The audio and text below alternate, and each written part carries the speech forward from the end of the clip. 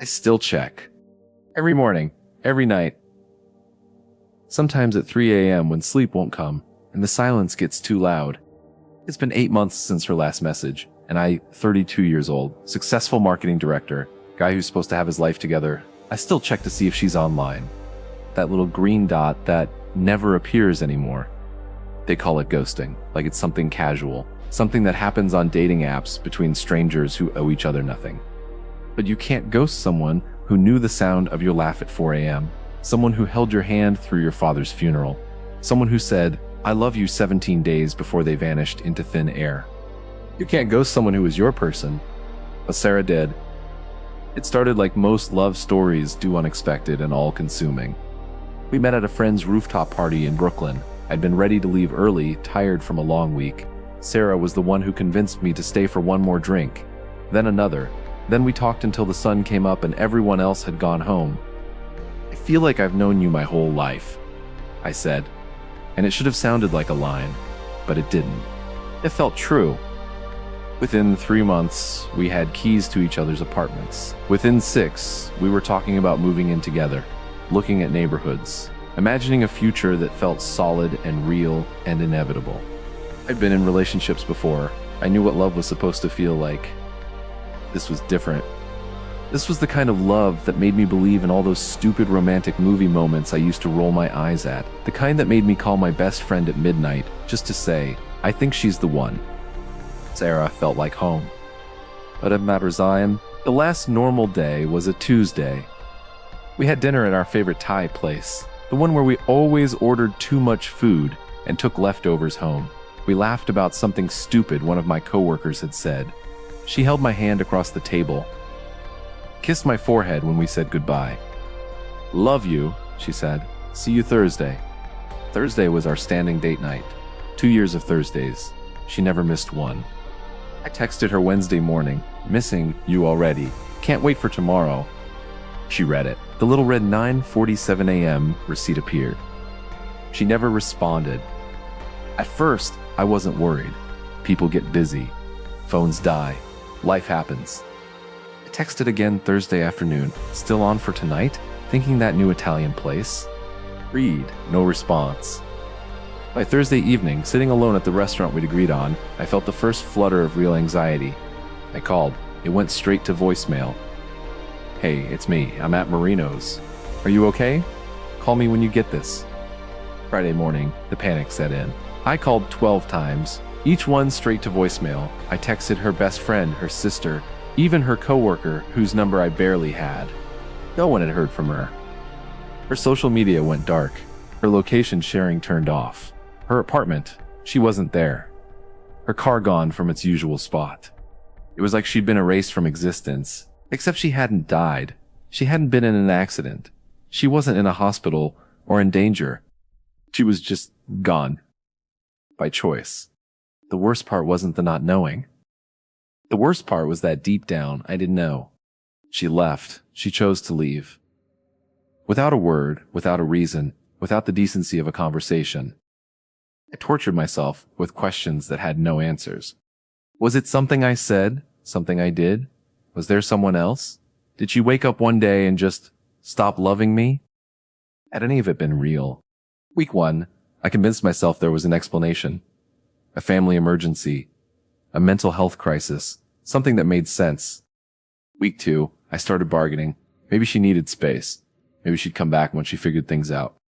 Week 3, I called her mother.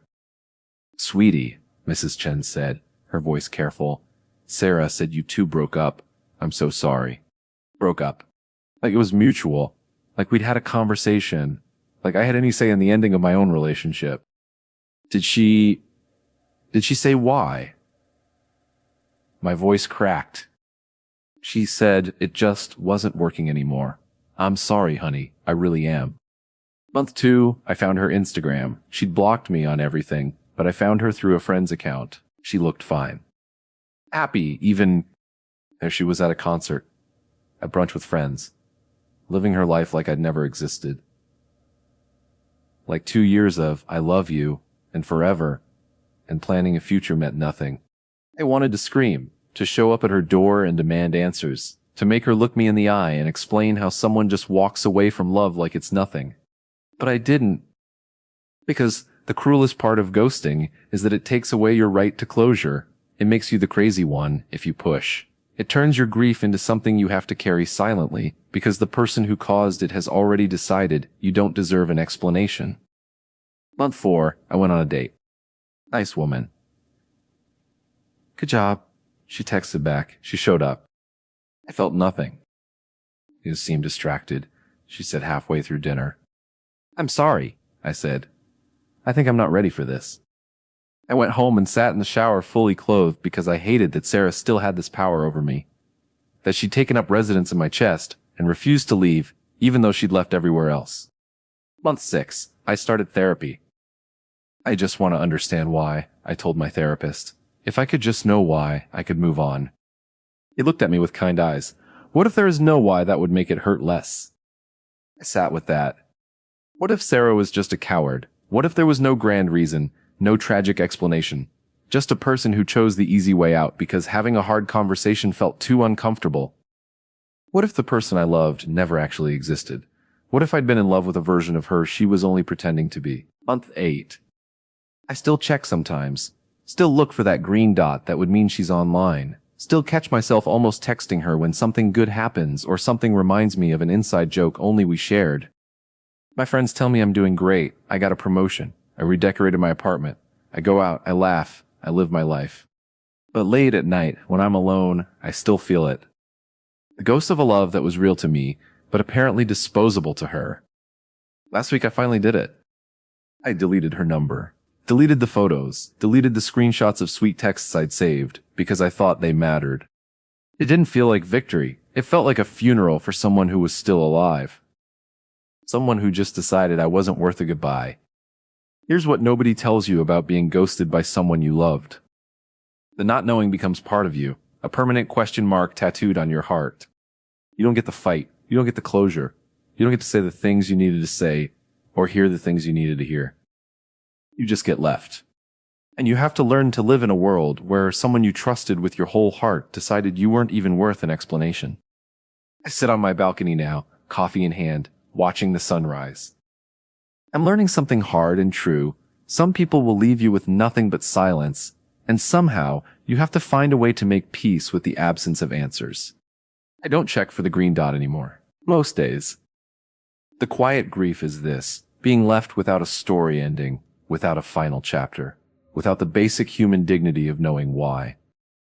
It's loving someone who became a stranger overnight. It's carrying questions that will never have answers. It's learning that sometimes the person you thought you knew best is capable of cruelty you never saw coming. My phone buzzes. For a split second, I hate myself for it. My heart jumps. It's my friend Mike. Coffee later? I smile, type back. Yes, I'd love that. I put my phone down and look at the sky. Maybe healing isn't about getting answers. Maybe it's about learning to live without them. Maybe it's about realizing that someone's inability to love you properly says everything about them and nothing about your worth.